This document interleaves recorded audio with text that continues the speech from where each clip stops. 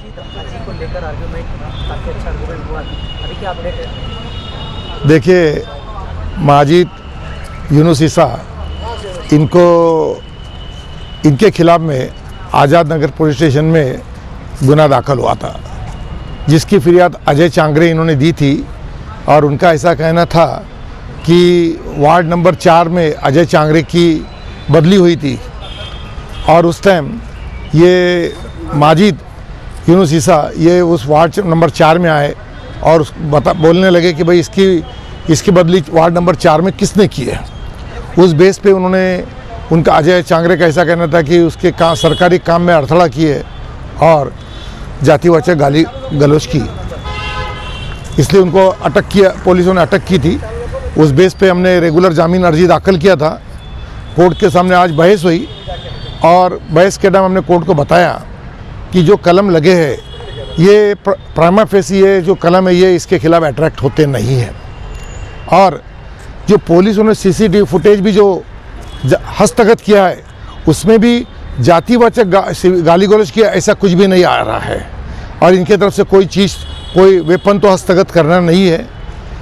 तफ्तीश पूरी हो चुकी है और ये जो वाक़या जो अलेज वाक़या है, जो तथाकथित वाक़या है, ये कोई पब्लिक व्यू में नहीं हुआ है, इसलिए ये बेसिक इंग्रेडिएंट अट्रैक्ट होते नहीं है। और तफ्तीश पूरी हो चुकी है, इसलिए इनको ज़मानत पे रिहा करना चाहिए, ऐसी हमने दलील कोर्ट के सामने की थी। कोर्ट ने हमारी दलील मंजूर करते हुए आज इनका जामीन मंजूर कर दिया है। जी देखिए, 4-5 रोज़ पहले एक वाक़या हुआ था कारपोरेशन में। कोई चांगरे मुलाजिम में उन्होंने एट्रोसिटी के केस दाखिल किए थे।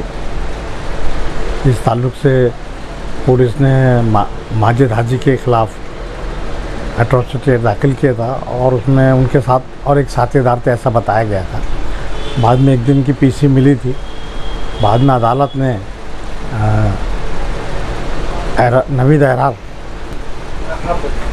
नवीद अहरार जो डॉक्टर खालिद परवेज़ के फर्जंद है, जो एक सिविल इंजीनियर है, कॉन्ट्रैक्टर है, जिनके ऊपर आज तक कोई किसी किस्म की कोई शिकायत नहीं है, कोई जुर्म नहीं है, कुछ नहीं है, वो अपना काम करते। लेकिन चूँकि वो कारपोरेशन में मौजूद थे और जिस वक्त ये मसला पैदा हुआ, शोर-गुल की आवाज़ आई, तो वो देखने के लिए आए थे क्या है।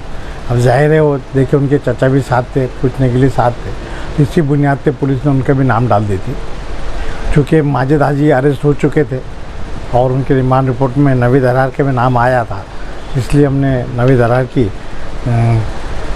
जो एट्रोसिटी एक्ट के जो प्रोविज़न लगाया और इन्होंने जो सरकारी मुलाजमिन को गाली गलौज की, ज़ात पर गाली गलौज की या उसके काम में रखना अंदाज़े की, उसके इल्ज़ामात के तहत जो ऑफेंस रजिस्टर किया गया था, उसमें हमने एंटीसिपेटरी बेल मांगी। आज इत्तेफाक से दोनों बेल एप्लीकेशन साथ रखे थे। उसमें हमने बताया है कि जहाँ तक एंटीसिपेटरी बेल है उसमें फिरियादी की तरफ से बाफना वकील हाजिर हुए थे और उन्होंने काफ़ी शिद्दत से उसमें हरकत ली थी कि ये एट्रोसिटी के कानून में इस आदमी की ज़ात मालूम होते हुए भी उनकी बेइज्जती की गई, ट्रांसफ़र के ताल्लुक से बोले गए। और ये नवीद अहरार भी बनफ्स नफीस मौजूद थे, इन्होंने भी धक्का बुक्की किए, गाली गलौज की, ऐसे इल्ज़ाम थे। और एंटीसिपेटरी बेल देते नहीं आता। जो एक्ट है एट्रोसिटी एक्ट की दफ़ा 18 के तहत एंटीसिपेटरी बेल ममनू है, लेकिन उसके ऊपर सुप्रीम कोर्ट के और हाई कोर्ट के कई जजमेंट है कि इल्ज़ामात क्या लगाए गए हैं, रोल क्या लगाया गया है, वो देखना चाहिए। अगर डायरेक्ट ज़ात पात के ताल्लुक से भले ही दफ़ात लगाए गए लेकिन सेक्शन नहीं है तो ज़मानत देती आती। क्योंकि इसमें वेग लिखा हुआ था एफआईआर में, इन्होंने हड़ताड़ा किए, मारने की कोशिश की है और गाली गलौज किए। किस किस्म की गाली गलौज किए, ज़ात की गाली गलौज किए, ये नवीद अहरार के ताल्लुक से कुछ भी लिखा हुआ नहीं था। मर चूँकि वो माजिद हाजी के रिश्तेदार है, इसलिए उनको इन्वॉल्व किया गया था। अदालत को हमने काफ़ी सुप्रीम कोर्ट के नज़ारे बताए और उसमें बताया कि भाई पूरी एफआईआर में सिर्फ एक जुमला नवीद अहरार के साथ है कि ये माजिद हाजी के साथ थे, इन्होंने भी गाली गलौज की और मुझे मारने की कोशिश की।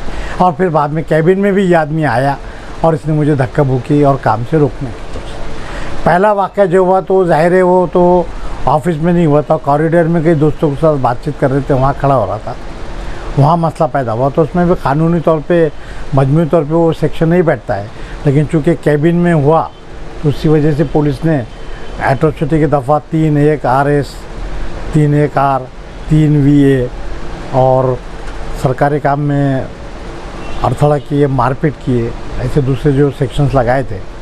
दोनों जुर्म जो है नाकाबिल ज़मानत है और एंटीसिपेटरी बेल डर लग रहा था कि शायद उसमें बार होने की वजह से न दे, लेकिन अदालत ने मजमूई तौर पे तफ्तीश भी होगी और ये चांगरे जो है ये इनके ताल्लुक से भी अदालत के लिए में कई केसेस में ये पंच रहते हैं, कोर्ट की इनको मालूमात है और वो तमाम चीज़ें देख के कोई इसमें कस्टडी की ज़रूरत नहीं है।